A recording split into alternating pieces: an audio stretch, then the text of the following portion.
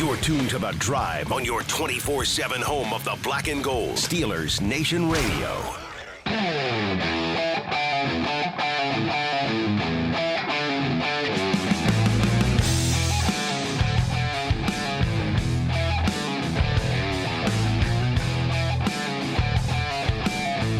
What's going on, Steelers Nation Radio? It's The Drive on the Steelers Audio Network. Wes Uhler and Matt Williamson with you here for the next 2 hours on this Thursday, as we have got plenty to get to as we begin to turn the page to the Steelers' upcoming opponent, of course, on the road to take on the New England Patriots at Foxborough Stadium this Sunday. We've got our buddy Bob Labriola going to join us in about 20 minutes. We'll do the double guest thing today, Matt. Yeah, how about that? We, unheard of. That is unheard of. Usually when you only have 2 hours a show, one guest is enough, but we had some issues with the phone lines here in our building. Left Chris hanging a little bit. Left our guy Chris Halleck hanging, as we were not able to. It's been an issue with the building this whole week. Something wonky. There's some kind of squirrel, some kind of gremlin in the system messing with the phone lines. That unfortunately happens when you have so much technology in one area. But that is all squared away and fixed. So we'll talk to Labs here in about 20 minutes. We'll talk to Chris Halleck in hour number 2. We're going to dive deep into Matt's stats, as we always do on this Thursday. Some injury news to get to, a whole bunch to get to. Send us a tweet if you want. There's a chance we'll give time for that. I was just going to say, I think we're going to kind of do like a Twitter Thursday, an X-Twitter Thursday. I like it. As our guy Dale Lawley would have said. Yep. So for those of you who want to get your questions, comments, concerns, reactions, any of that stuff in, he's at Williamson NFL. You can find me at Wesley Uhler. We will get to some of your tweets before we get up out of here today. Speaking of which, thank you, everybody, for the unbelievable feedback from yesterday's show. I'm going to leave it at that.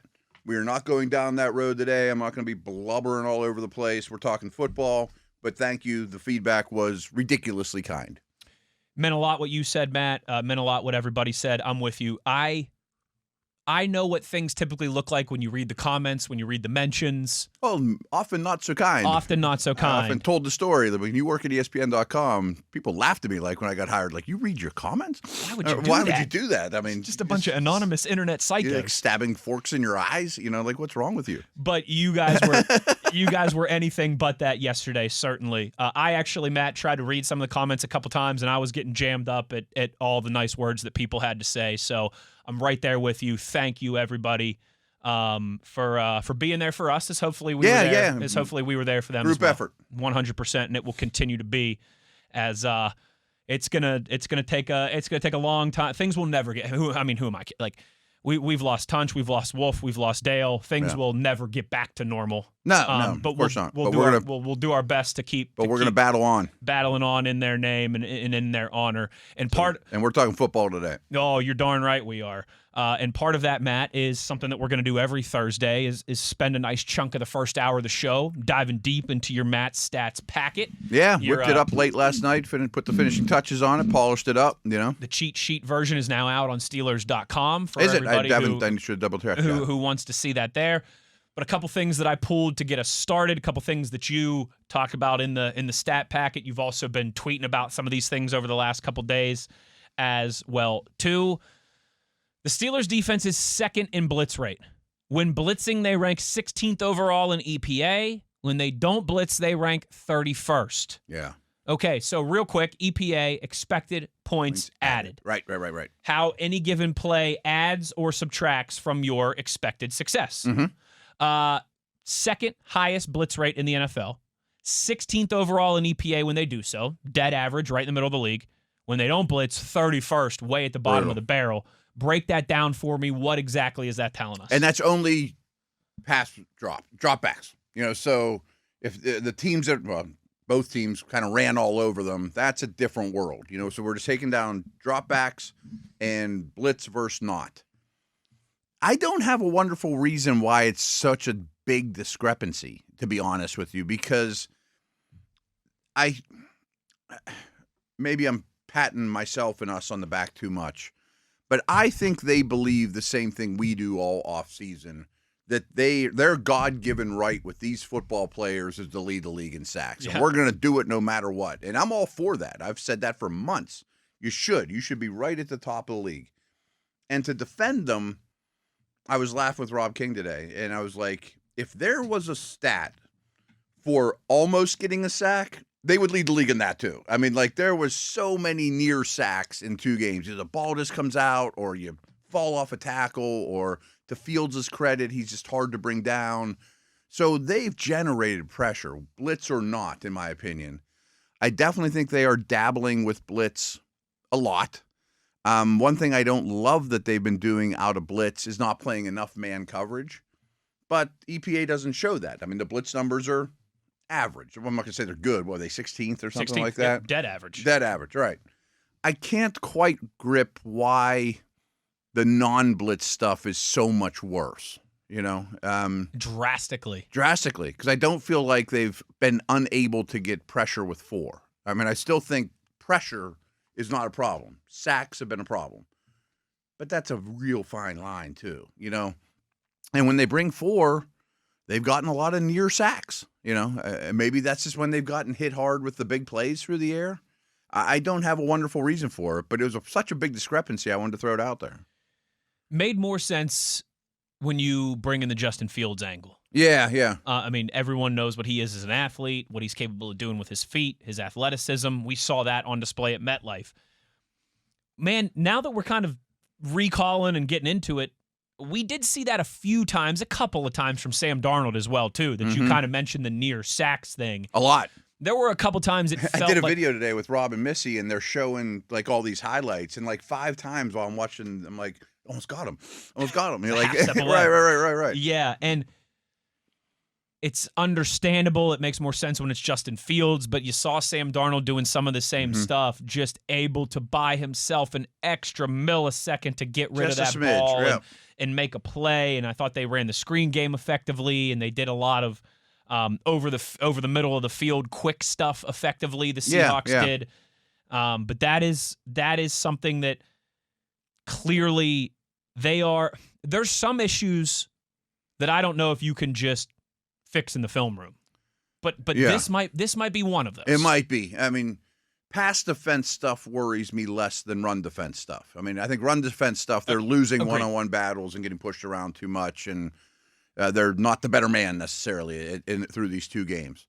Where the pass defense stuff, I think they've been really close to disrupting passers. As you were talking through, you know, you mentioned Fields, and I'm like, well, what are these 2 quarterbacks like? Darnold doesn't like blitz, which is thus they blitzed a lot. So I'm guessing if we just isolated it to the Seahawks game, maybe that's where the discrepancy comes into blitz numbers were much better than non-blitz numbers because Darnold doesn't like blitz. He doesn't handle pressure as well. We talked about that preview in the game. But just a pass defense thing overall, my biggest concern is more with the back 7, the non-pass rushers, and not even necessarily their fault. But I think that and I didn't know this till I was at the facility today. Missy mentioned it when we were on the air. She's like, the biggest word that they've talked about all week is communication amongst defensive backs. Big time. And you and I deciphered it on the air. On Monday. None of these guys have played together. They're all new. Yeah, the whole team, the whole defensive backfield that got snaps, and it doesn't even include Peppers, weren't Steelers last year. Communication should be a problem. So that should get better. If we're talking about it in week 6, week 7, it's not an excuse anymore. Different story. That's fine. This is game 2. Once we get back from Dublin, different story. Right. This is game 2, you know. So I think that is an issue. Communication, you know, like it seemed like there were times Ramsey wasn't thrilled with the support he was getting over the top or those around him. And I trust him. He's better on the block. He knows where safety support should be. And I also think they need to re-examine 2 things. I think they're well more equipped now to play press man, but especially with Porter, and they didn't have Porter. Yes. You know, again, you lay out the plans in the offseason, and Porter and Ramsey manning them up. Well, and then one's not there. Best laid plans of mice and men, right. Until it gets thrown into chaos.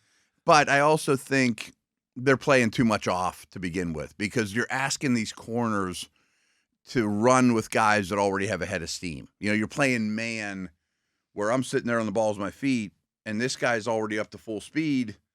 and I got to turn and run with him, and I don't know where he's going. Especially if it's Garrett Wilson or Jackson Smith and Jigba. No question. These guys are quick and fast. And Smith and Jigba turns on a dime. He's like the best three-cone in wide receiver history. Let alone if it's Tyreek or who. I mean, you're going to battle somebody every week that's going to be a handful. So I'd like to see them disrupt the receivers.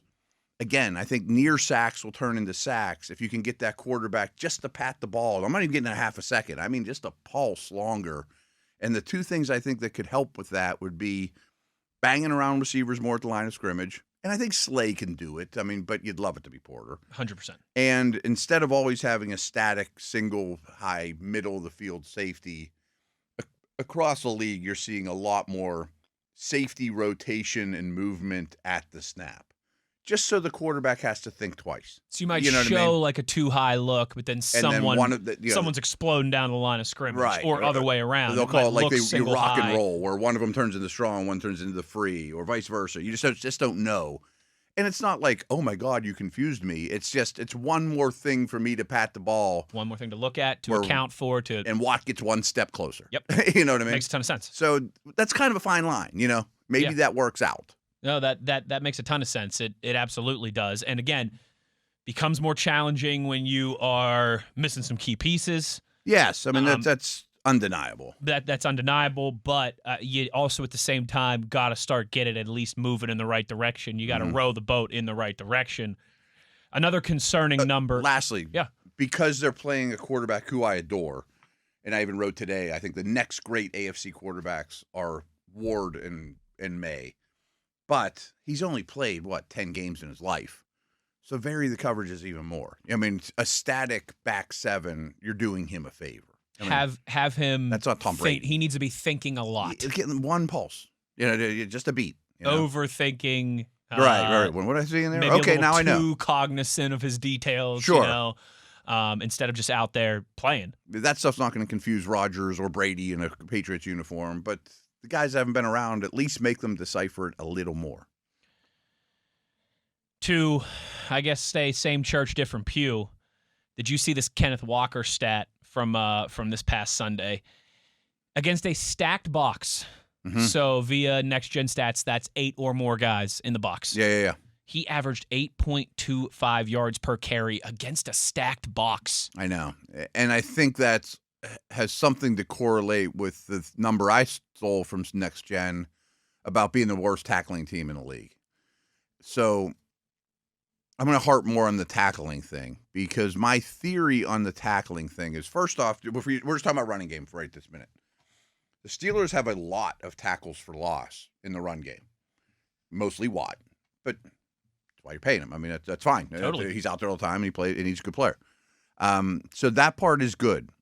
And I did a show Monday night with Pursuta and Rob opened the show, and it was a little more flowery than I wanted to be at the time. He's like, well, the run defense was better, especially if you take out those 6 or 7 really long runs. I'm like, yeah, but there's 6 or 7 really long runs. And then it's like if I said to my parents, yeah, I got a D on that report card, but if you take out my 3 or 4 bad tests, I got a B. Yeah, I mean, right. My homework was good. I just failed every test, or whatever. I'm like, yeah, you can't really do that though, Rob. And I hadn't watched the All-22 at that point, and I was just giving him a hard time being on the air. He is flowery. That's why we love him. Right. I mean, he's going to positive spin. He's a voice of Steelers. He was a little under the weather. I didn't want to pick on him too much, but he was actually right. I mean, the run defense was better, definitely, on a down-to-down basis, and they had some gaffes, and Walker is going to exploit that to no end. Now, going back to tackling, I think I said this on this airwaves, but I don't even care about the stats, because tackling stats to me I can kind of take with a grain of salt, but these are straight from the NFL. These aren't someone doing it in their basement. They were the best tackling team in the league last year. This year, they've basically been the worst. That's a pretty drastic change. Like, Minka's a great tackler, but that's not enough. Shouldn't make that much of a difference. Right. It's not like Lambert and Ham retired on you. You know what I mean? But I think the problem is when they haven't gotten tackles for loss, especially in the Jets game, Fields, Walker, Hall, really dynamic ball carriers, but really hard to tackle once they get past that first level and they're in space a little bit. And because the D-line's been getting moved so much, they've been getting to the second level, It just is a harder tackle than someone dancing behind the line of scrimmage. You know what I mean? And that kind of plays into the 8-man box thing to me too, because loaded boxes stop runs. Yes. But if I have a lot of people at the line of scrimmage and the dam breaks, I don't got nothing behind them either. Grass and high ties. Right, exactly, right. So if you miss a tackle or you're getting moved at the line of scrimmage and a big hole arises and Fields, Walker, Hall is all of a sudden 8 yards downfield with a full head of steam and it's a corner and me left to go, that's a lot harder tackle than Levon Kirkland shuffling into the A-gap and smacking somebody. You know what I mean? If you're going to stack that box, you better have some sure tackling. Mm-hmm. And they did not have sure tackling. Right. And yeah, you make one or two miss, and all of a sudden you got way more space than you should have. We're going to take a break here. When we return on the other side, Bob Labriola will join us to discuss all of this and more. Reminder, keep those tweets rolling in. We see them coming now. We'll get to those before we get up out of here as well. Wes Uhler, Matt Williamson, it's The Drive on Steelers Nation Radio on the Steelers Audio Network.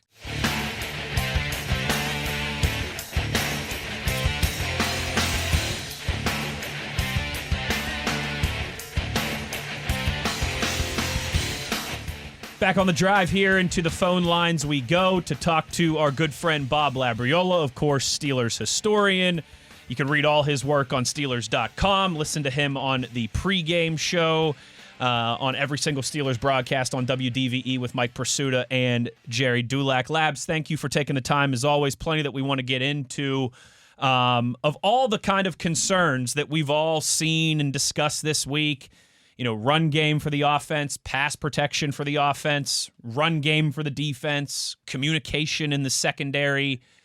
Is there one of these things that's at the forefront of your mind that should be, I don't want to say an easy fix, but something that you think is correctable and quick that the Steelers can start to get moving in the right direction this Sunday in Foxborough?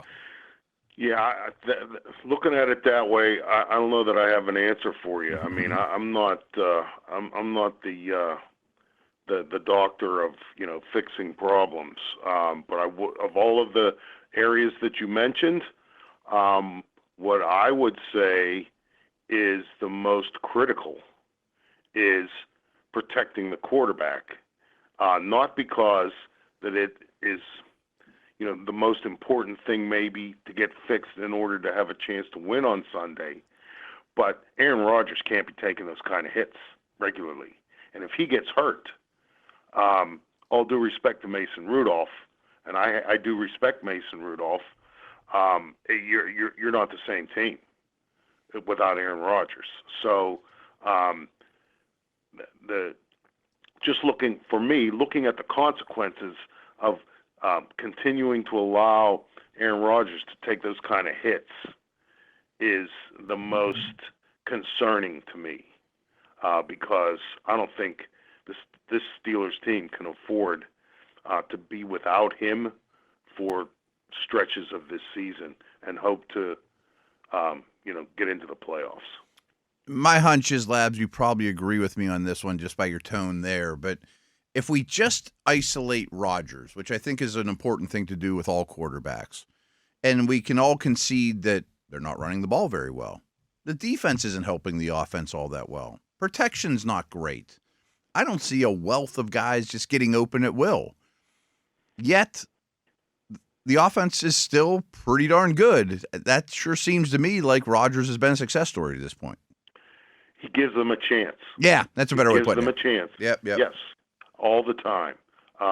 Because, I just a couple of situations.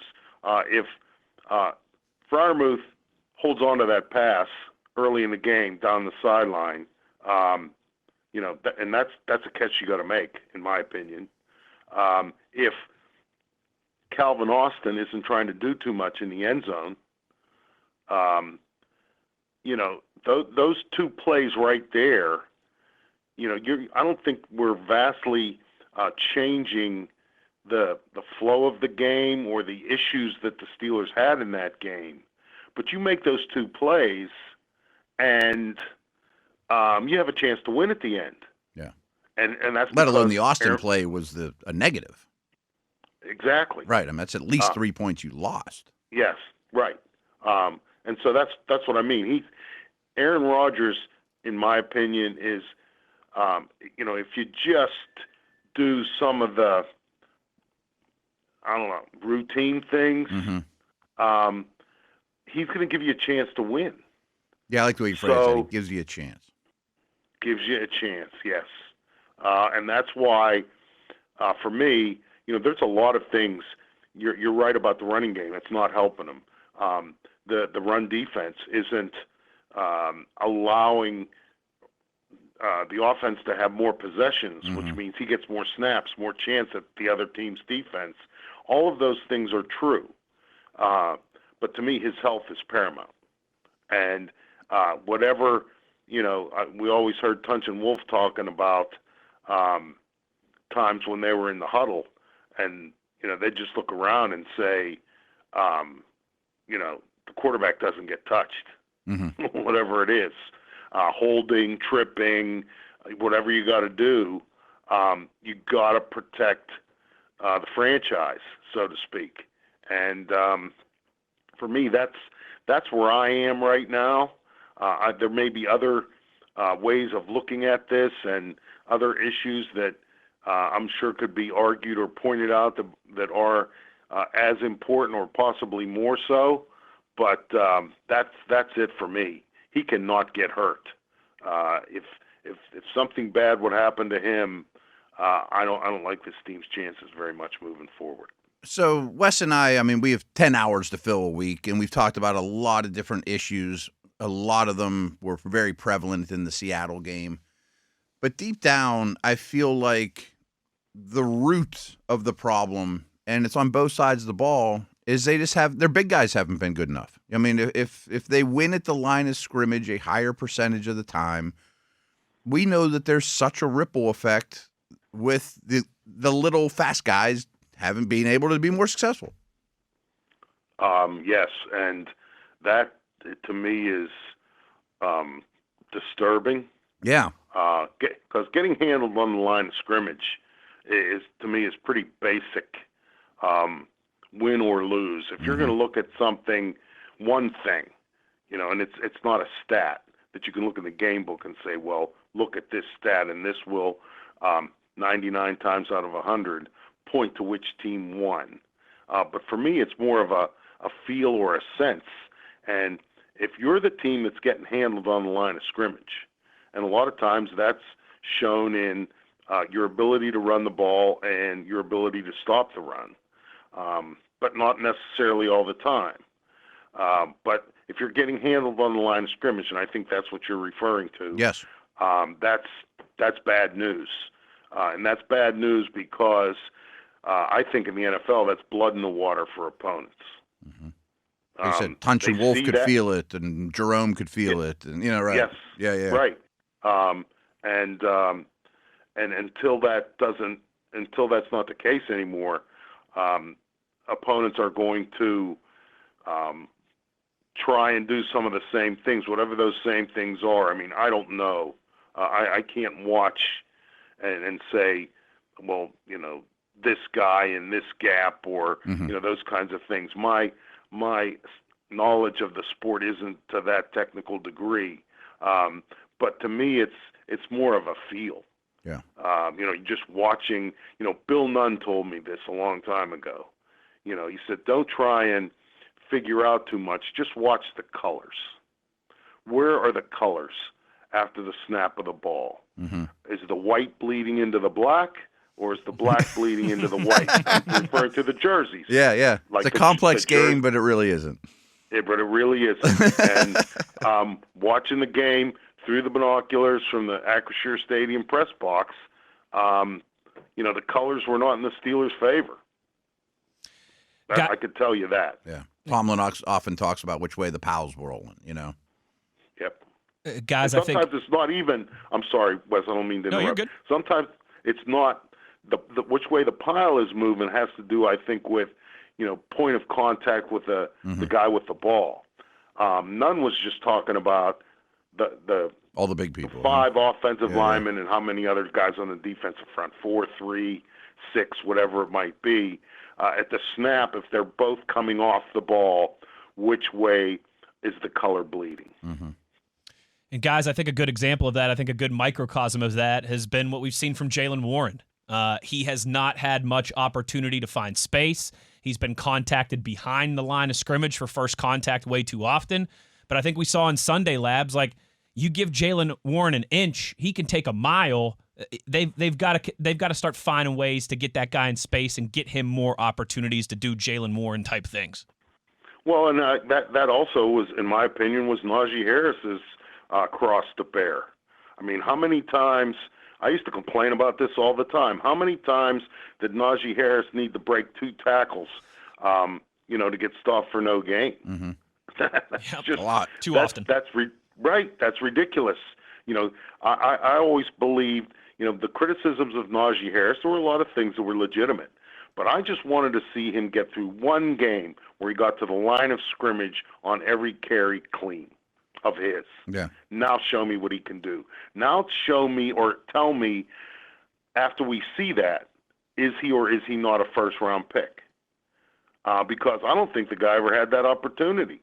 And so, I understand the analytics or whatever it is of, using high picks and paying big-time second contracts to these running backs in the NFL maybe isn't the way to go based on, their availability and where you can find them and the abuse that they have to take and their shelf life and all that stuff. Okay, all of that's fine.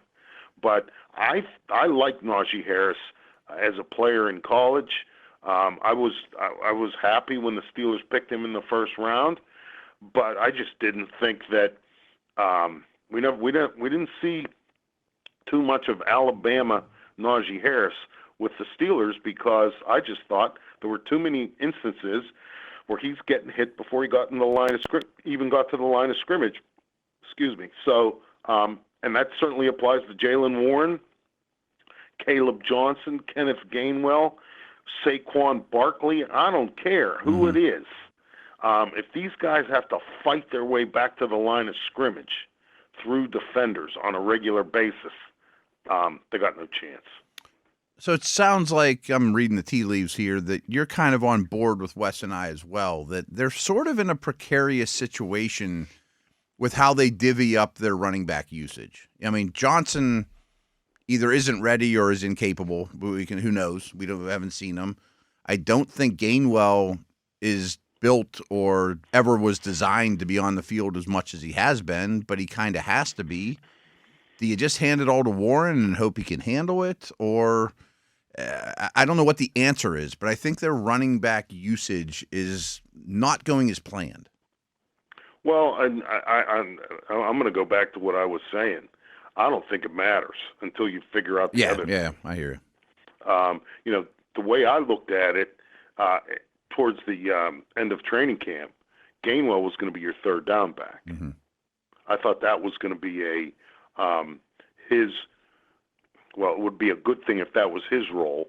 And then the other two guys, Jaylen Warren and Caleb Johnson, I'm not saying you split the carries or, they're 1A as Najee Harris and Jaylen Warren were. I don't know how the usage was going to translate with those two guys, but that was how, you'd use all three, and maybe you play the hot hand. Gainwell's the third down back, and the other two guys you play the hot hand with. Now, until the Seattle game, there was really no hot hand. And that was, Jaylen Warren showed some of the things that he showed in his first few seasons, that burst, some nice balance, a refuse to go down easily kind of thing. Now, whether he can sustain that, how many hits can he take, those kinds of things. I mean, at this stage, I don't know that you can really be worried about that. Yeah, I was going to say, I think we'll just figure it out as you go and give him the ball if he's your best guy, right? Yeah, it's too early, to be counting snaps, I think, or worrying about accumulation of snaps, at Thanksgiving and later, because I think right now there's an urgency in getting some of these things going. I mean, I'm not. It doesn't have to be a well-oiled machine, but I think you need to see some success for your own mental health of your team, both as a group and as some individuals. And you need to have some success in that phase, as we were talking about. You got to protect the quarterback, open up the passing game a little bit.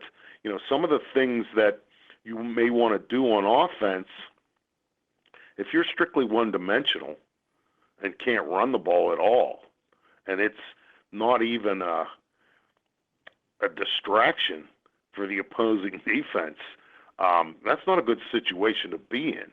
Maybe you get out of a game with that occasionally, or if you have Jamar Chase and T. Higgins, you have that kind of star power, dynamic receivers. You can get away with a game or two, putting it into the strictly in the hands of the receivers and the quarterback, but that's not real here in Pittsburgh. So you need that, and I think the offensive line needs that as well, so that they're able to come off the ball and deliver some punishment. You need to. I think that there's a feel that those guys get and like. That was always Russ Grimm's line. The secret to running the football is moving a guy from point A to point B against his will. And when you're doing that, I think that there's some satisfaction as an offensive lineman, as an offense in general, in total, that you're having your way with these your particular one-on-one opponents, the guy who's opposite you on the line of scrimmage for the most part. And I think that for NFL players, for football players at whatever level, that feeling when you're doing it to someone is a good thing, and it breeds more of that, I think. And if it's happening to you, it's the exact opposite. Labs, last thing I have for you, and everyone knows that a loss in week 1 costs the same in the standings as a loss in week 12 or 15 or whatever. But the league has changed so much in terms of how you prep for the season, preseason. There are no two-a-days anymore. Obviously there's a lot of things that are way different. What's your thoughts, not just even Steelers, but league-wide, of early season football? Are these teams, and people say it's an extension of the preseason. I think that's crazy. But, I don't know if these teams have shown their true colors yet, especially in the physicality aspects, stopping the run, running the football, things like that. Well, I don't think they have either. Mm-hmm. But the key to the early part of the season for me is, and I've mentioned this to fans or people who engage me in conversation. There is no level of performance that you need to achieve in the early part of the season. You just need to be better than the slappies you're playing that day. Right. No, I'm serious. Like the Jets are a perfect example, right? Yeah.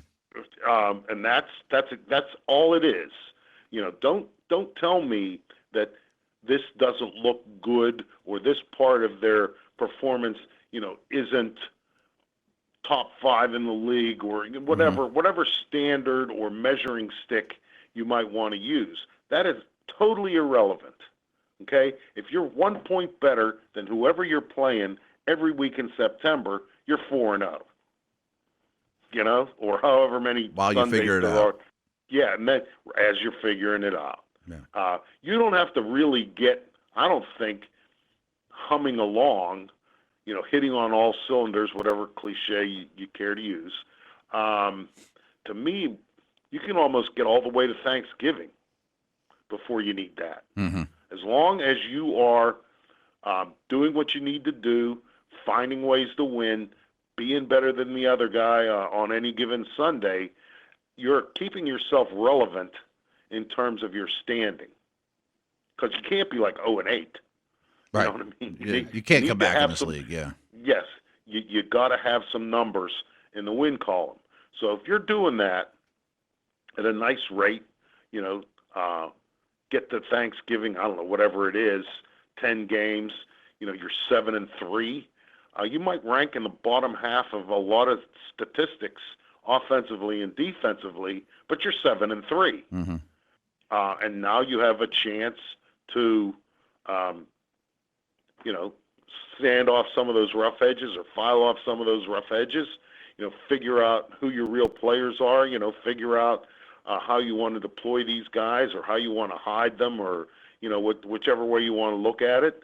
And maybe you get on a roll down the stretch, and because you want to be playing really good, when Santa Claus is making his his trip around the globe. Mm-hmm. So, but you got to get there. Right, you got to get there. And where the Steelers are right now, they need some numbers. Like Aaron Rodgers said in his media availability, he doesn't want to get too binary, but you need to win. And that is exactly right. It doesn't have to look pretty. It doesn't have to be aesthetically pleasing. It doesn't have to be anything.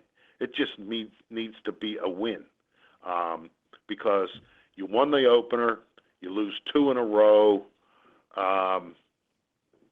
Mike Tomlin said at his news conference, 2 is a pattern.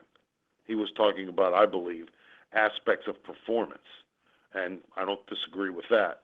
But what's 3? How is 3, Bubby Brister once said, fixing to come unglued?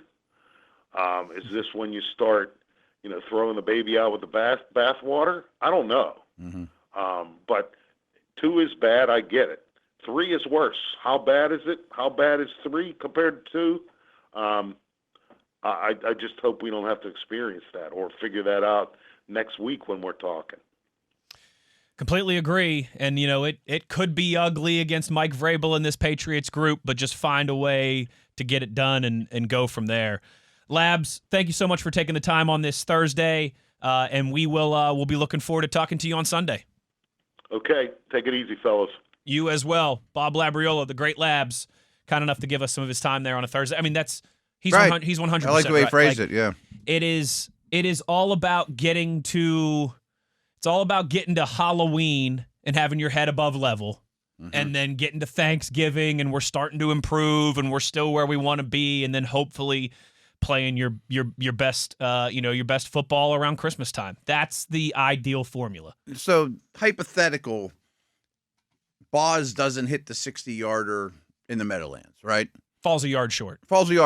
Just wide, whatever. Boy, tough kick. Boz is still Boz. We're not worried.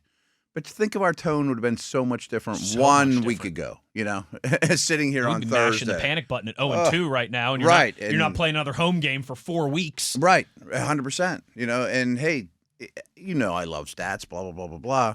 But he's right. If you're the bottom third in the league in rushing EPA on 3rd and long after 3 games, yeah, but we're 2-1. It's 3 games. Right. Yeah. We got 14 of these to go still. Yeah. We'll get that figured out by the playoffs. We just got to get the playoffs and figure out a way to win. Yeah, I mean, this is not college football. And I know even in college football now with the expanded playoff, it doesn't. You can win, you can lose games now, but style points don't matter. Style points don't matter. Just put marks in the win column, not the loss column. As usual, you had a ton of great stuff to say, but just have one more point than your opponent when the buzzer rings.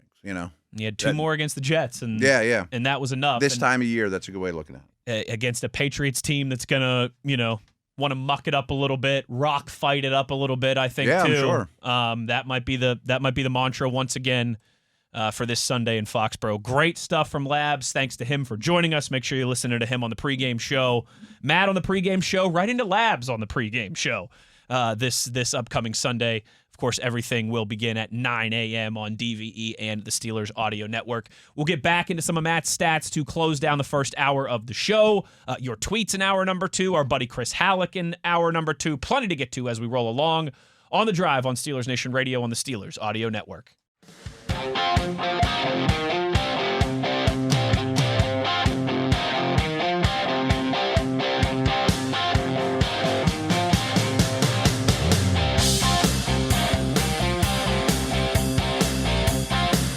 Closing down the 4 o'clock hour here of the drive on a Thursday. Reminder, keep those tweets rolling in at Williamson NFL, at Wesley Uhler. We will get to those in hour number 2 of this program. But a couple numbers that I want to run past you here as we close down the first hour, Matt. Kind of Matt stats related and all these different things that we like to discuss on a Thursday. 29.1%, so a little over 29% of the time, pass attempts versus the Steelers' defense are going to the intermediate level of the field. Yeah. That is the third highest rate in the National Football League. Why are teams attacking the Steelers there? Is it Patrick Queen and Peyton Wilson? Is it the defensive front? I mean, I'm sure it's a combination of multiple things, but why does that seem intermediate area to be where defenses are finding a sweet spot? Not exactly what you asked me, but this is when the good stuff over happens, the last folks. couple years, the Steeler defense, I would say the last 3 years, we'll call it that, has been attacked between the numbers more than any other pass defense in the league. And I think a huge reason for that isn't because they have Dion and Woodson at corner. I think their pass rush is so long, they don't want long developing outside the number, risky stuff, going to get hit. TJ We're Watt's going to attack the middle of the field. Back and To no offense, we've had Beanie Bishop's been your slot. There was a stretch there where linebacker Shazier till now was very suspect. So I think that's been offensive coordinators' book to attack the mid-range against this defense going in, but no matter what, like I'm going to have mitigate the pass rush. Yeah, I'm going to have a preconceived notion that I'm going to throw kind of over the middle in the intermediate area against the Steelers, all in all. This year, I don't know 100% because what I will tell you, the hardest area for a quarterback to excel is 10 to 20. 1 to 10 aren't real hard throws. We know that. Deep balls aren't hard throws for these guys either. I mean, like, with all respect to Russ with the moon ball, he's really good at it, but that's not that great a skill to have. You know what I mean? The best dudes are the ones that can layer it in over the linebacker and in front of the safety. The two hardest areas to complete passes are the red zone and 10 to 20 yards from the line of scrimmage. This is where the most bodies are. That's where the most coverage changes. Least amount of space. And tight window throws. Do I got to throw a fastball between two little guys here, or do I got to layer it and put it in a over perfect spot? 6'3" linebacker. Yeah. So my thoughts are, no, the linebackers haven't been great in coverage. Nothing's been great on defense. But I kind of hope teams keep attacking that area because I think they'll make them pay more. Ramsey's here instead of Beanie. Peppers now could be in the mix. Elliott someday comes back. I don't think Wilson and Queen are bad coverage linebackers. They're not Fred Warner, but I don't think they're, like some of the guys they've had to play with recently. Sure. So, okay, they have been attacking that area, but keep it up and we'll see how it goes. You know what I mean? Yeah. Yeah. No, that 10 to 20 is a hard place to live. It is. And you're right. I mean, that's where the best quarterbacks in the league excel. That's where that accuracy that you hear so much comes into play. And that was just interesting that's where, a nice chunk there, nearly 30% of the time is where opponents' opposition Now, the more I think the about Steelers. it, too, the Steelers have faced very few tight end targets. Because neither one of those teams has good tight ends. I mean, if they face Kittle, they probably would face a lot more. Again, tiny sample size. So you'd think that'd be tight end neighborhood. But it's really Kupp and the Jigma neighborhood, too. I mean, those guys aren't deep threats. They're not burners. But they're going to get 10+. They're just not going to get 20+ too often. You know what I mean? Sure. Steelers average 4.8 yards per play. Only 6 offenses are worse. New England allows 6.6 yards per play. Only Chicago is worse. Yeah. Something's got to give there. Something's got to give, right. Is this a get-right game? And see, I was thinking about that. Yeah. And maybe I even hesitate to go there because a get-right game feels like you go out and you win 31-10. Right, like these guys are a high school team or something. And I don't see that happening. No, like Buffalo might beat Miami 31-10 tonight, but right. And if they were 0-2, that's a get right game. Because they're the Bills. Exactly right. But that's one of the best teams in the league against one of the worst teams. It's really struggling in the league. But Matt, this feels like an opportunity. I don't even want to say to get right, and you're going to knock off all the woes that you've had through 2 weeks, or suddenly those warts are going to turn into beauty marks, But I think that this is the week for the offense to start punching back, to start finding some level ground. Kind of like what we talked about during training camp. Yeah. The first week and change of training camp, it was all defense. Yeah, defense, right. Good point. Dominating team period. Dominating 7 shots. Hopefully this starts to change, and it did. But then, the halfway through the second week of training camp, it was like, oh, the offense won 7 shots today. Mm-hmm. Oh, the offense was making way more plays today. See a couple offensive linemen getting in fights because they're not happy about it, or Rodgers chewing somebody out a little bit more. Exactly and all right. of a sudden, things start picking up, and it's a little more competitive. It's not as one-sided. That's what I'm hoping this week. Is not like it's some. I keep using this. Not that it's some Mona Lisa work of art for the offense, but that they clearly take a step forward and I think find some things to hang their hat on going forward. Because it's not a super talented defense. I mean, teams are really throwing all over these guys right now, and they're not even really choosing to run. So I don't know. I don't think it's a case of like when the Steelers at Casey Hampton, we're not even going to bother trying to run. I just think we've been passing with great success. We're fine doing it, even though the Patriots lead the league in sacks. It's the back 7 doesn't have a lot of good players, and they're a work in progress. And their best players, Gonzalez, who hasn't played yet, he's your best man-to-man guy out there times 1,000. So I don't know if their run defense is good or bad because people just aren't doing it that much against them. But still, their front is talented, and that's. I should have said this even earlier to start the show. I really think this is a massively rebuilding organization. Sure. The shadow of Belichick, they're getting out of that. Brady's long gone. You had a coach that didn't come close to working out last year. But I like the way that they are how they're starting their rebuild. I think they have a quarterback. But always a good start. Great start. You have the second pick in the draft, third pick in the draft. You took a guy, and it looks like you hit.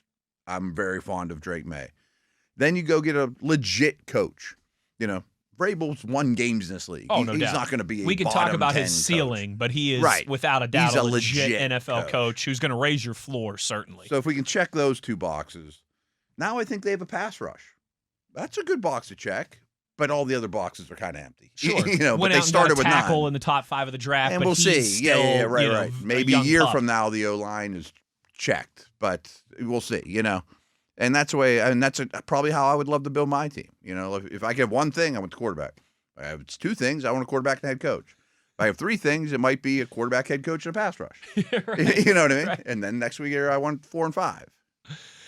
Last one I wanted to run past you quickly before we go to break. Steelers offense utilizing 12 personnel over 50% of the time. Mm-hmm. Number 1 in the league. Number 1 in the league.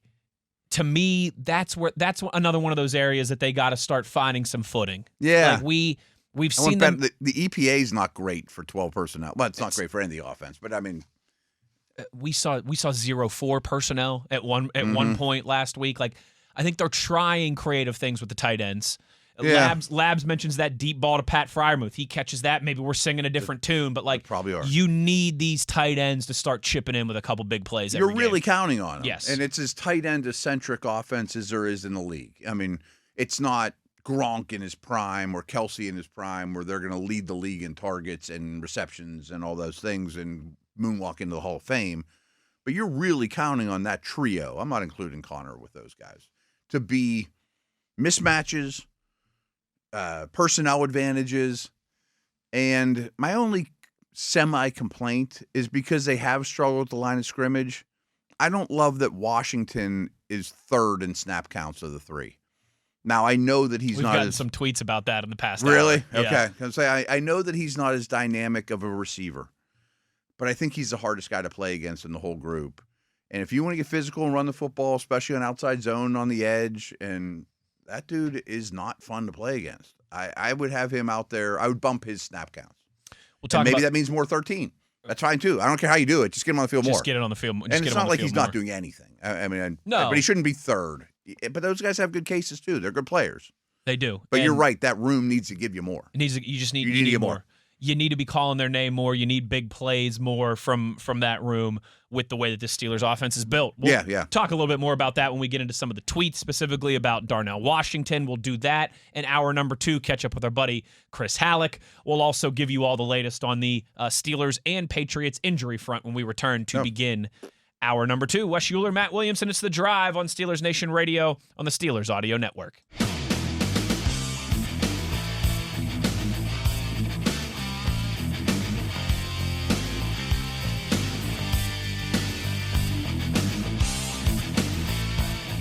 Good evening, Steeler Nation, and welcome back to The Drive here on the Steelers Audio Network, hour number 2. Wes Uhler and Matt Williamson with you as we rock and we roll here on a Thursday.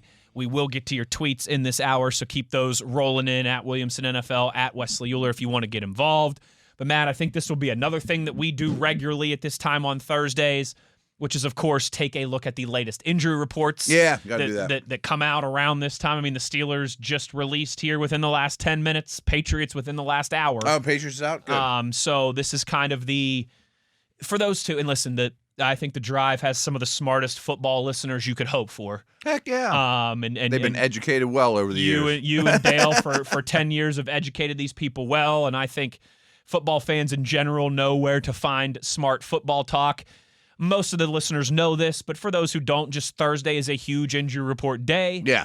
That's kind of the key indicator day. Obviously, there's exceptions, but for the most part, if you're it's the one that tells you the most. It's the one that tells you the most. If you're all clear, full practice on Thursday, that's obviously a great sign for Sunday.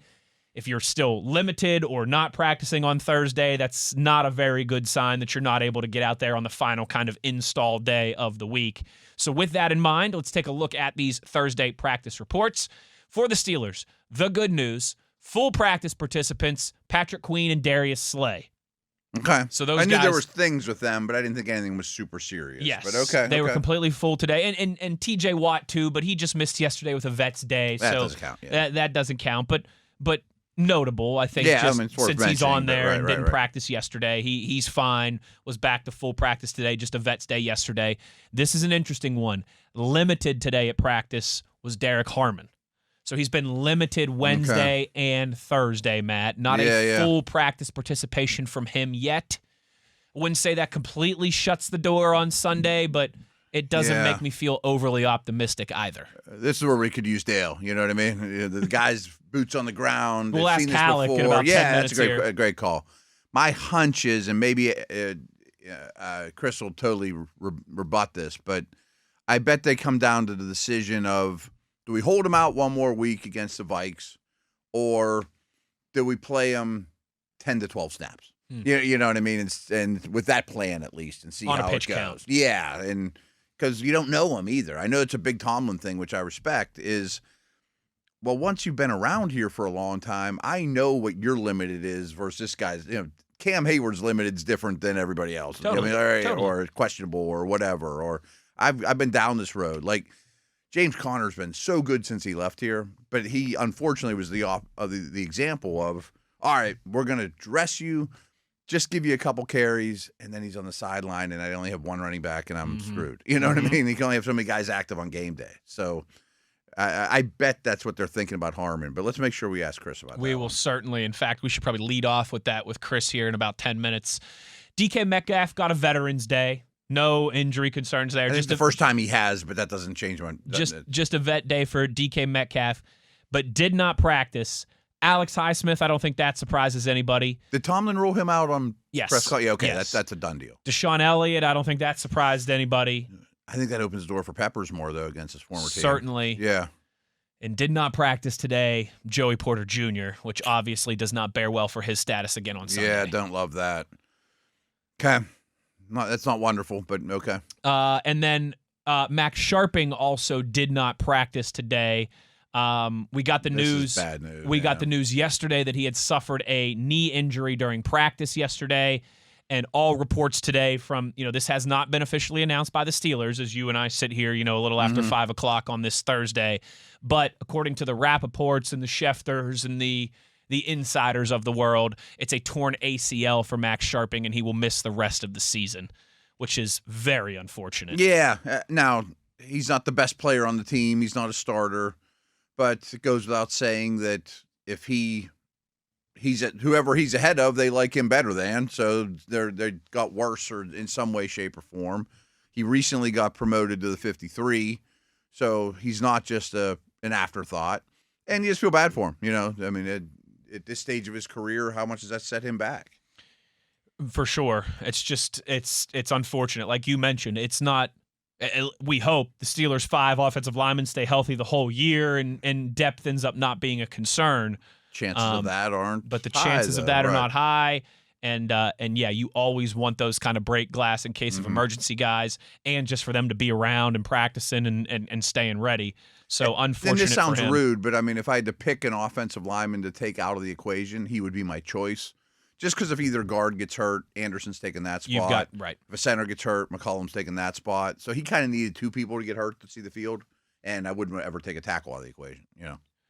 The Patriots, Matt, with a pretty lengthy injury report here on this Thursday. They have got a handful of guys listed as limited, okay?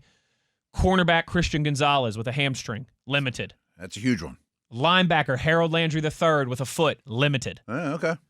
He's been quite good for them as edge rusher. Yes, he has. Carlton Davis III, limited with an Achilles injury. The corner. He's another big corner. So, right. So two corners, both limited in practice. Marte Mapu, the linebacker, as well, limited.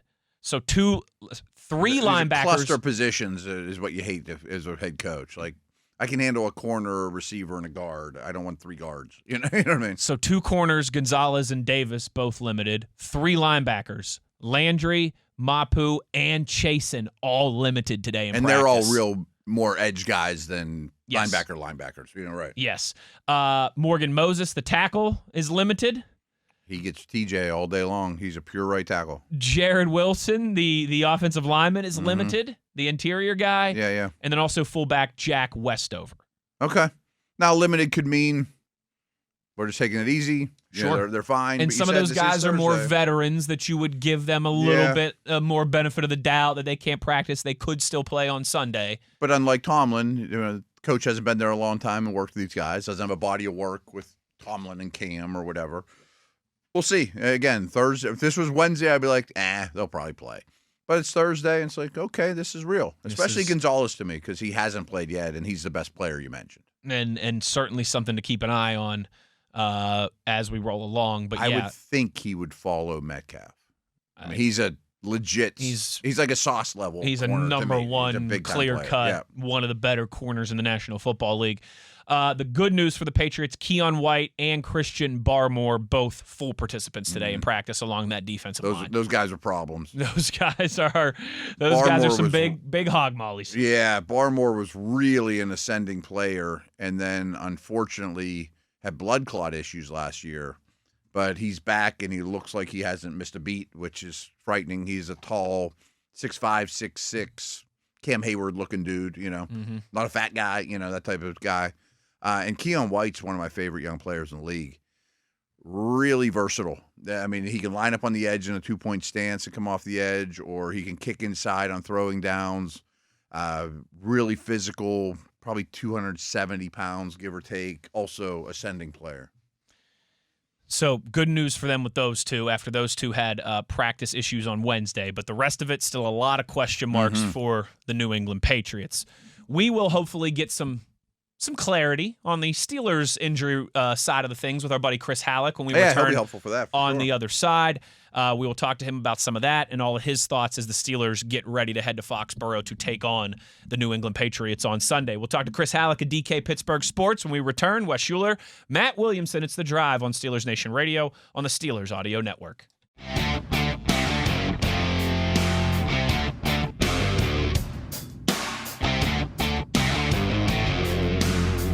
A double guest day here on The Drive on Steelers Nation Radio. Big time stuff, as we had to get our guy Chris Halleck on this week to talk with him about anything and everything Steelers related. Chris, of course, covers the Steelers for DK Pittsburgh Sports. Chris, plenty we want to jump into with you. Thank you for taking the time here. Let's get right into it.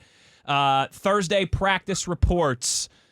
Doesn't sound very good, very promising at all for Joey Porter Jr. this weekend, as he did not practice today, and Derek Harmon was limited today again. What do you predict for those two's status for Sunday in Foxborough? It's really, really hard. It's really hard to try to think that Porter's going to play at this point. I think even a limited day tomorrow on Friday would be pretty difficult.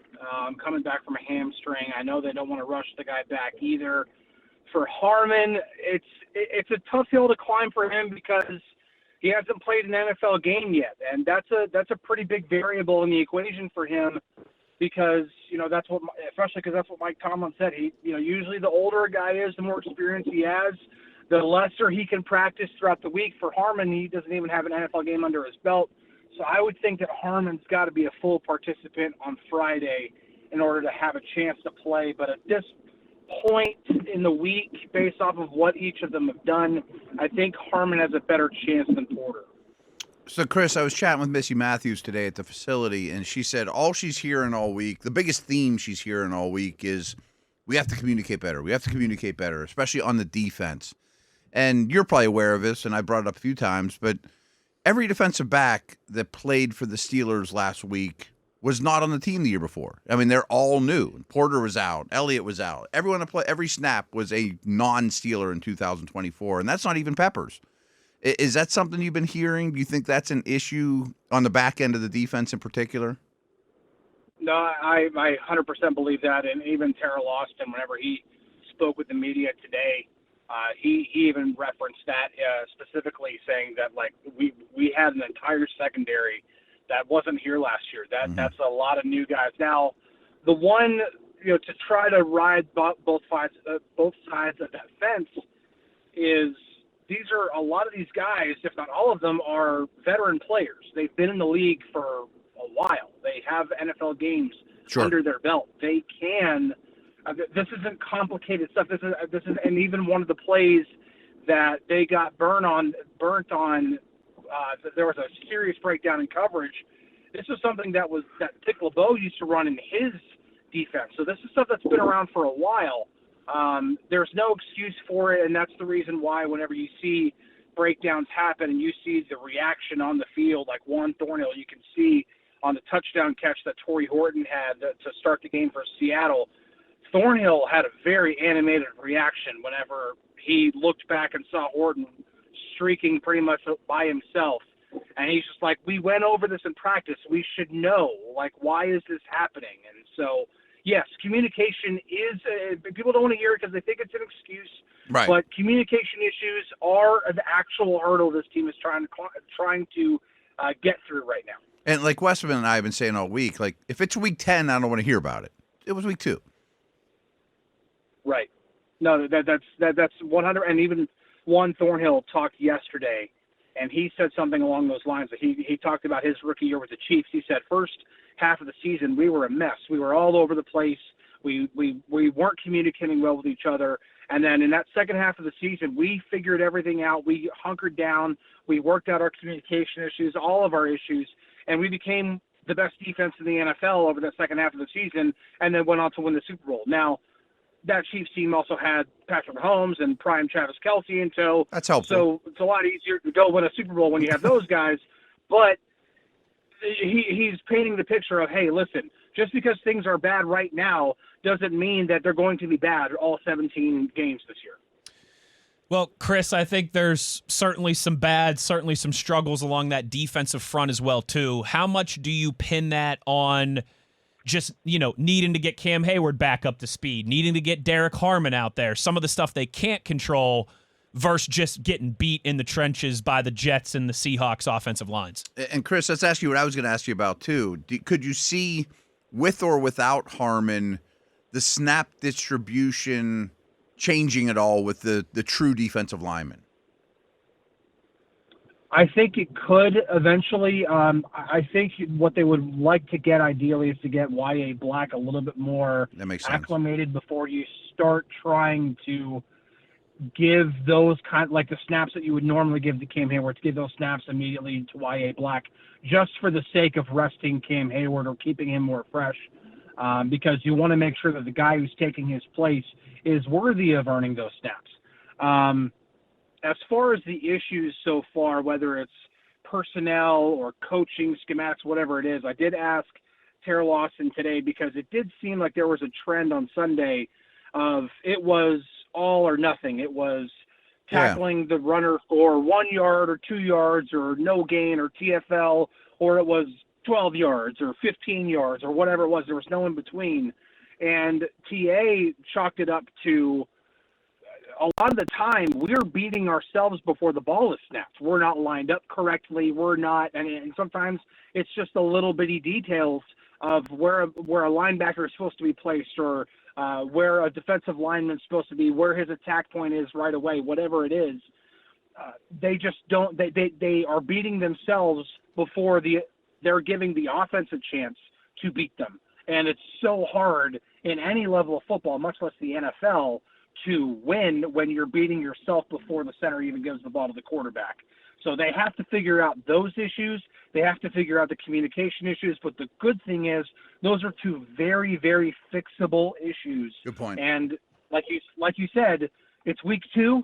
It's okay to have these issues right now. It's not okay to have them in about a month. If this is still going on mid-October, late October, early November, we've got some serious issues here.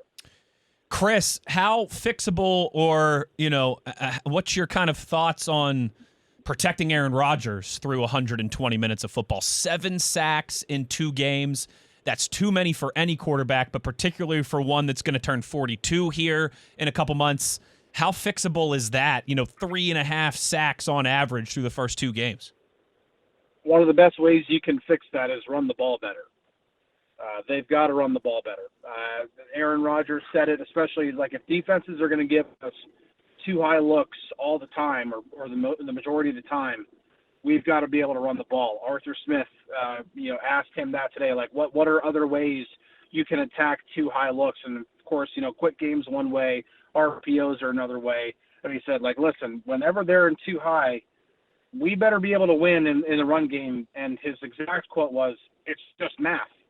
We've got more guys to block than there are guys in the box, and we should be able to take care of that." And there's optimism, not just amongst coaches, but also amongst guys like Troy Saltanu talking. It's we're not horribly missing assignments. We're just kind of one thing away from getting more consistent runs from this run to that run. And that's honestly the best way to protect Aaron Rodgers, because if you can run the ball, then you force the defense to have to honor the run a little bit more.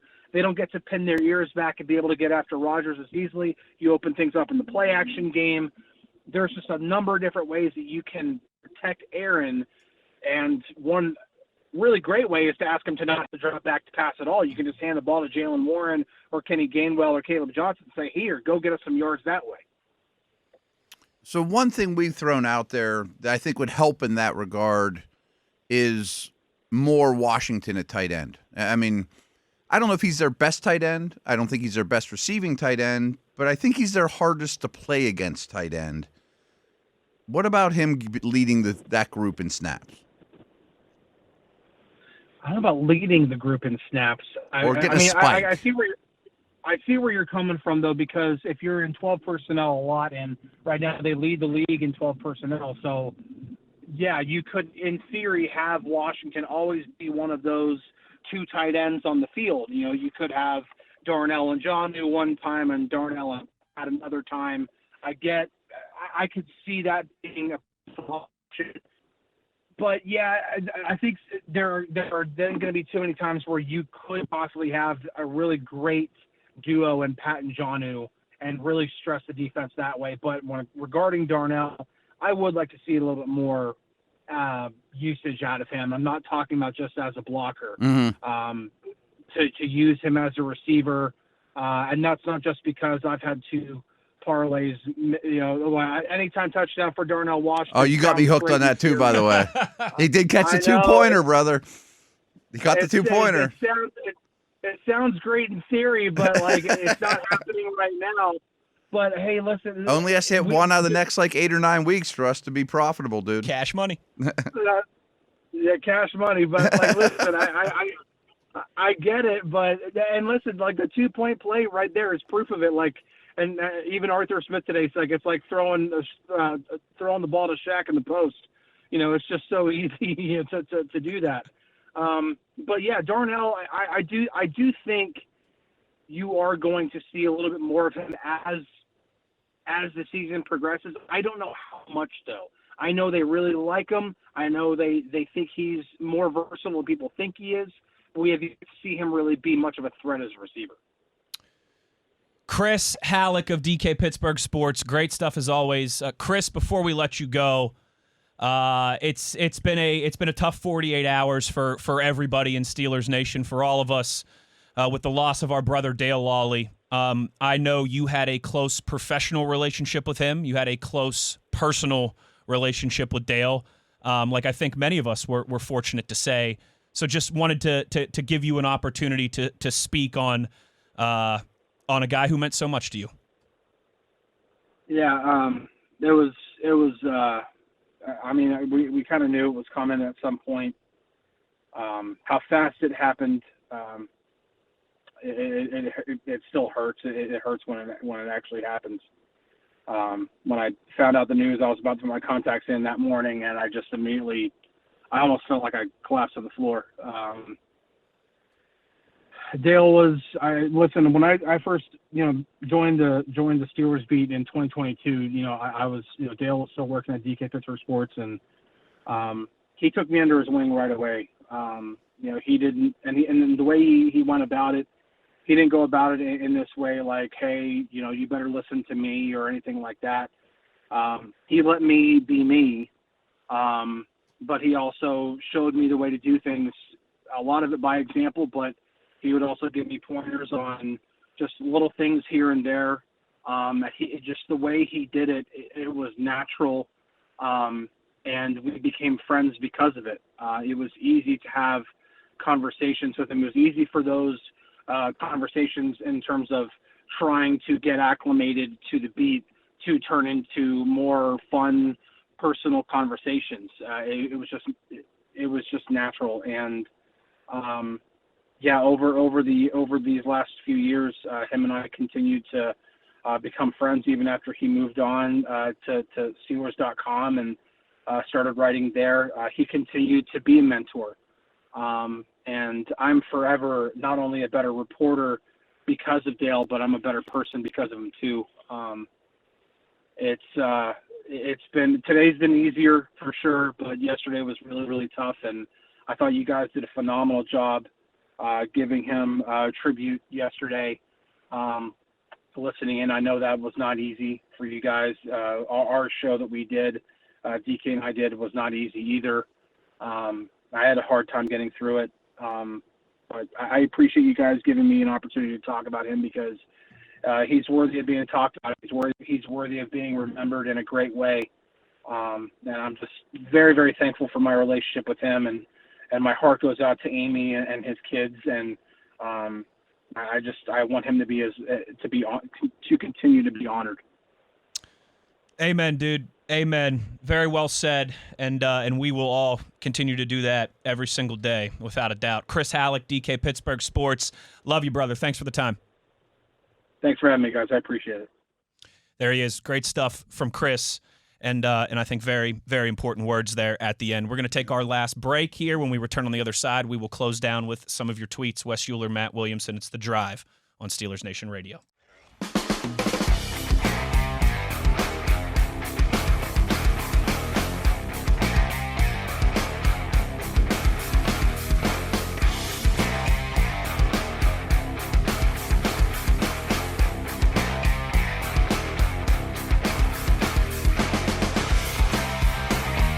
Final segment here of The Drive on a Thursday as we continue to get ready for Steelers Patriots Sunday 1 p.m. at Foxborough Stadium. Aaron Rodgers never won there, by the way.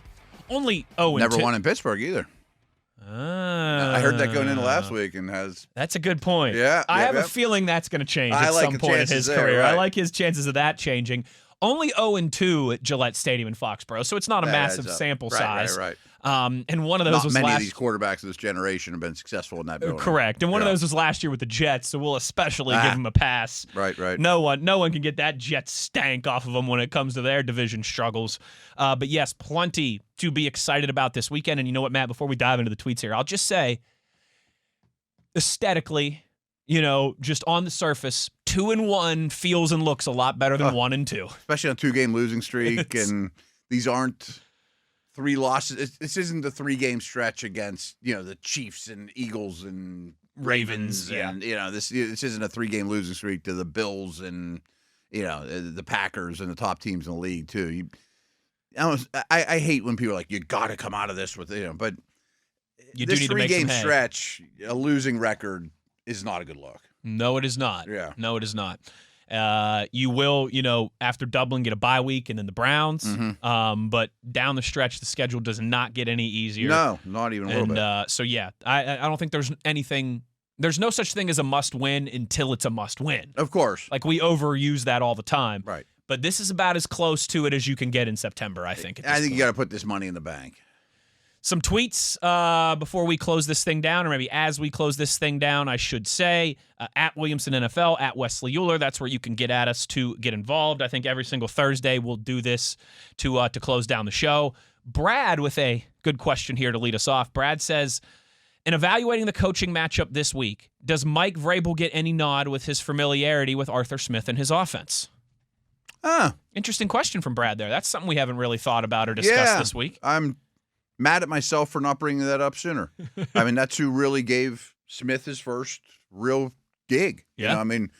For people that don't know, I was going to say with LaFleur, right, as well, too, yeah. Green Bay's head coach, LaFleur, who's excellent, was the offensive coordinator.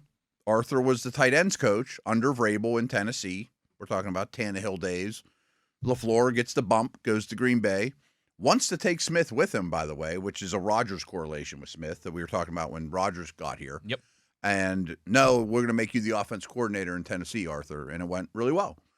I would say that benefits New England more than Pittsburgh because one was the older one, kind of in charge, right? Yeah. Now, they've been pretty far removed. Sure. Arthur's been a head coach since then. This is his second team since those days.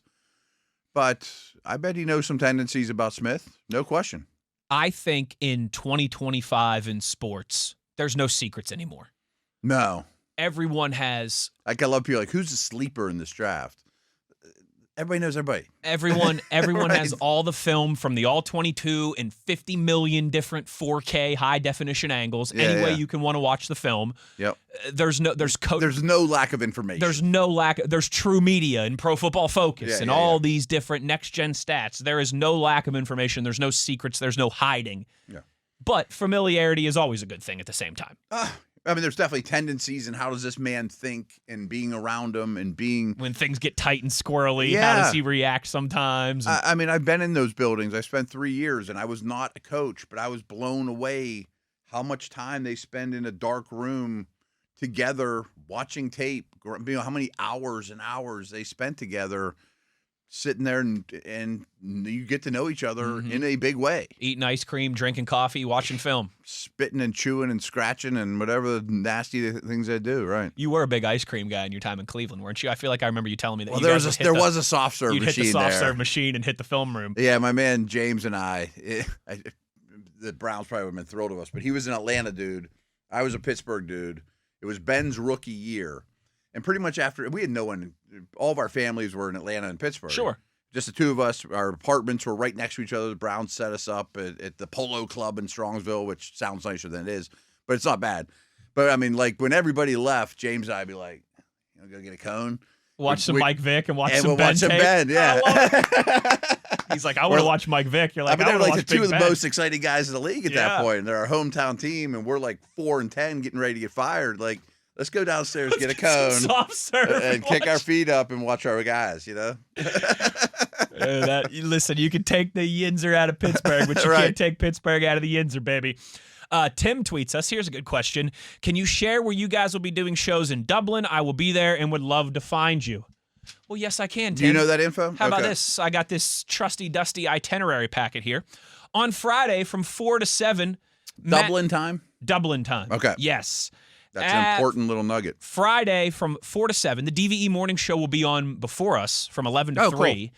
And then we will be on from 4 to 7, a 3-hour show live at Fitzsimmons Bar, which I believe is like right in the Temple Bar area district of downtown Dublin.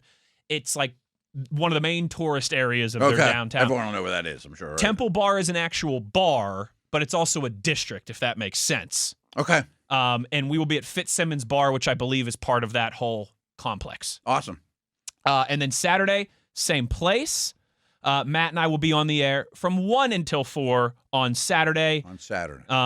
Yes. So 1 to 4 on Saturday at Fitzsimmons Bar, 4 to 7 on Friday. If you would like to come out and see Matt and I, say hello. And twist our arm, you can maybe even buy us a pint, and we won't say no. I won't say no. Angry Bike Lane tweets us and says, anything you guys have heard from the coaches in the past couple days that gives you hope that the Steelers know what they're doing wrong and know how to correct it? Not copping out, but yesterday wasn't the normal Wednesday around here. It was not. I'm not giggling about it because of that, but I didn't pay any attention to the injury report or coaches' quotes or any of that stuff, to be very honest with you. So I'm kind of a day behind in those type of things. But we did go over it, and Chris brought it up, the communication thing. That's one I'm that glad has hearing to it from be, them, from TA. Has to be ironed out. Yeah. And, Arthur Smith spent a lot of his media availability this week, and that I get the question, too, because the coordinator stuff is behind closed doors for the most part. Like, it's not like the Mike Tomlin press conference that's live at the same time every week that anybody can access and listen to. Okay. It's not on the news. But believe me, there was a lot of conversation from Arthur Smith about protecting Aaron Rodgers and getting more of a push in the run game. So the same stuff you want to hear, the same things we're all harping on are the same things that they're all harping on. I think some of that stuff is going to take a little more time to come together. But some of those communication issues, you better get buttoned up pretty quick. And, of course, I think this goes without saying, Austin's not going to be like, we're going to mix in more cover 2, or, Smith's not going to be like, we're going to run more. Here comes power Darnell to the left. Washington. They're right, yeah. And speaking of that, Michael Adesio, he's a good one. Longtime good friend of the show here, says this, and to be fair to him, he tweeted us this before we mentioned some Darnell Washington stuff, so I want to give him credit for that. Michael tweets us and says, seems to me the most obvious fix in the run game is playing Darnell Washington more, right? He, simply put, has not played enough. More carries for Warren, more plays for Darnell should get them going. Yes. Yeah, I mean, that is certainly at the top of the list of ideas that I would like to see explored, if that's a good way to put it. Give your best ball carrier, which is clearly Warren, a little bit more. Your best blocking tight end, a little bit more. I'm with you. And what's exciting about that too is you start having some success off of that. You hit a little play action. Sure. Darnell then the slips ball starts out. to roll. Right. Yeah. He gets the ball in space and runs over. Makes a couple defensive backs pee their pants as he runs them over, and gets you a nice chunk gain in the receiving game as well too. I think that is certainly. I think it's a great way to start. Let's change 100%. the usage a little bit with our best guys for running plays. Annie tweets us and says, how do you continue to develop a player who needs more reps and playing time, but when in-season usage and reps are hard to come by and work hasn't merited more usage, i.e. Caleb Johnson? It's really hard. This is not a developmental league at all. Things to do. Right. You and I had this same conversation with Will Howard when we figured out that he was going to miss the preseason. Yeah. And then what do you do with him? I don't have time to be. Practice is important, but it's not the reps that you want in stadium. That too. And you're not. There's so few practice reps. The goal all week is how do we beat the Patriots, not how do I make Will Howard better. I'm just going to give him a 20-minute time with the ones just to get him better for maybe to be the backup next year, or even if you want him to be the number one. I mean, Mahomes as a rookie, as a first-round pick, ran scout team and ripped the Chiefs front defense apart and realized, well, he's who we thought he was. This guy's pretty good. Yeah, right. It's not a developmental league. Now, one thing is, I know the Steelers don't have the biggest coaching staff in the league, but they still have assistants. Like when I was with the Browns, we just talked about this. Chuck Pagano, who was a head coach, went on to become a head coach, was our defensive back coach.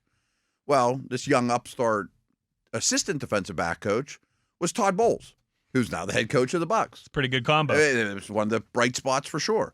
And Todd would spend a little more time with the developmental guys because he was the assistant. Your assistant O-line coach might take – the Steelers don't have a great example right now because they don't have a third-round pick waiting in the wings, but Dylan Cook or whoever, the practice squad guys, and maybe go in the corner and hit the sled and work on fundamentals or whatever it is, Like maybe McCormick last year before he got thrust into He's a starting better role. example. The young guy you've hoped for that's not a starter right now. Why don't you go with the assistant and work on whatever it is you're bad at. You know what I mean? Right. Yeah.